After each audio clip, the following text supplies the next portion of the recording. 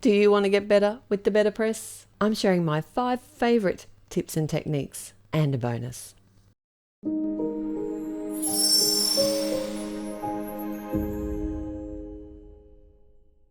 Why would you want the BetterPress? It's because it gives you that letterpress impressed look and really detailed images when you use the press plates. And we're going to be using the beautiful Rustling Leaves press plates from Altenew today in our examples. So how do you get the best results? Well, cardstock is key. And there is specialty cardstock made specifically for the BetterPress. So if you want the absolute best impression, I would recommend to use that. But what if you don't have any of that, or you want a different look? Then you don't have to use that specific cardstock. You can get amazing results with other cardstock. And I encourage you to try what you have in your stash. Altenew have some amazing watercolor cardstocks, and today I'm going to be using one of the newer ones from them. It's a really nice heavyweight watercolor cardstock. It's £140 and it's 100% cotton and has a lovely smooth finish on one side of the card, and it's a nice bright white. My second tip to get the absolute best results is to use the specially formulated ink that was created to use with the press plates. This ink is a little bit thicker and gives a beautiful even result, but you don't have to use that ink. Today I'm going to be using the Altenew Obsidian pigment ink, which is also slow drying and also gives beautiful crisp results. The platen is a clear plate and it has some registration marks on it, and these are really helpful when it comes to my third tip, which is arranging your images.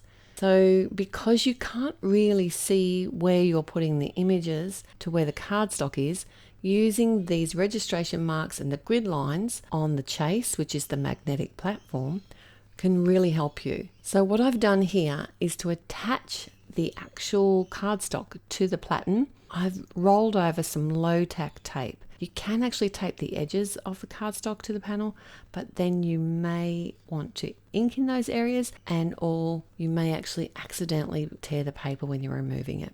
So arranging the images is really important.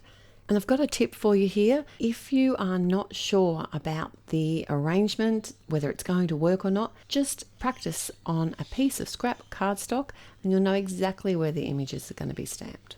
So when I'm adding the ink, I stamp it like you would normally add it onto a photopolymer stamp.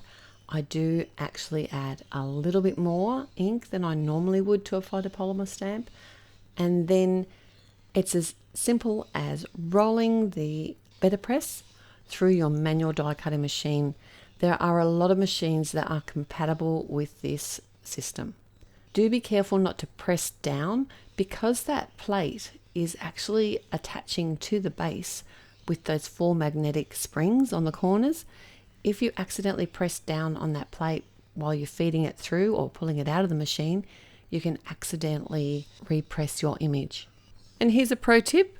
If you want to create a quick background, simply flip the clear plate around and impress the image a second time on the opposite corner of the cardstock. All right, so let's take it a step further and make some cards with these images.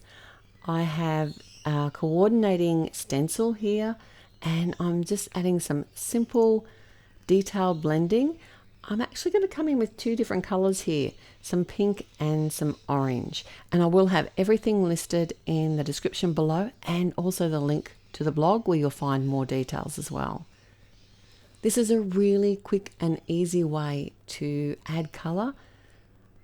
And how pretty is that? And because it's watercolor cardstock that we're using, it's perfect for either watercoloring, which you can do with this style of ink because it's a pigment-based ink, or ink blending, which is what I'm doing today. Ink blending is so easy on this beautiful thick cardstock. You can use whatever tools you have.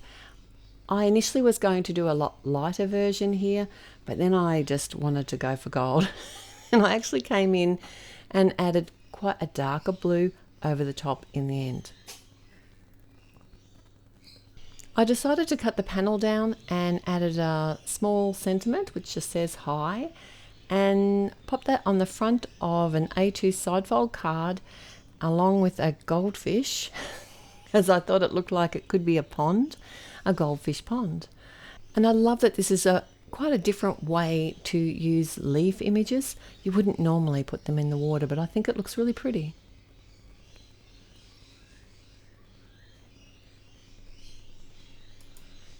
So I wanted to take it just a little bit further today and give you some more inspiration.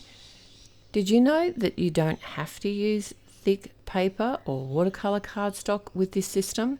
You can use regular cardstock, which is what this pink paper is.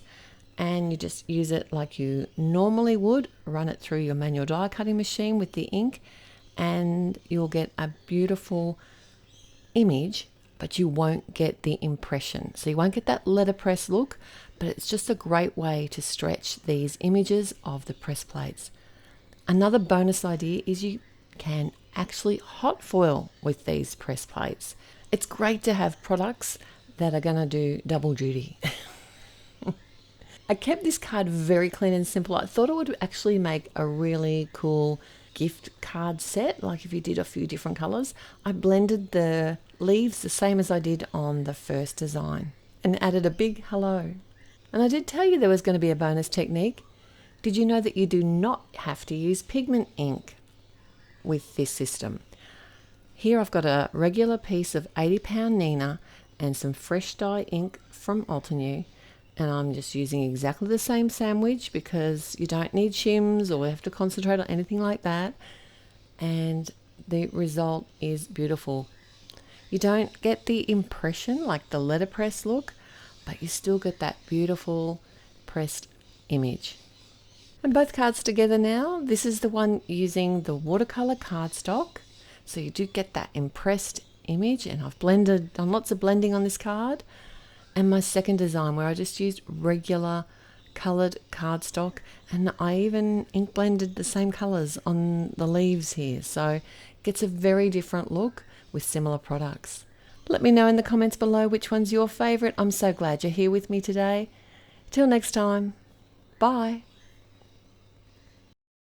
Hello there, did that video just spark your creativity? And do you want more project ideas and inspiration videos too? Well, if you do, please make sure that you subscribe to the Altenew YouTube channel. Also, make sure that you do click that notification bell so you don't miss a video. Thanks so much for watching. Bye bye.